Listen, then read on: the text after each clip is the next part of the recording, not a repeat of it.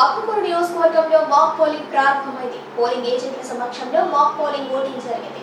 Real polling కు 90 నిమిషాల ముందు మాక్ పోలింగ్ చేశారు. ఉదయం 7 గంటల నుండి అసలు పోలింగ్ ప్రారంభమైంది. కొన్ని చోట్ల ఏజెంట్లు రాకపోవడంతో మాక్ పోలింగ్ కు ఆలస్యమైంది.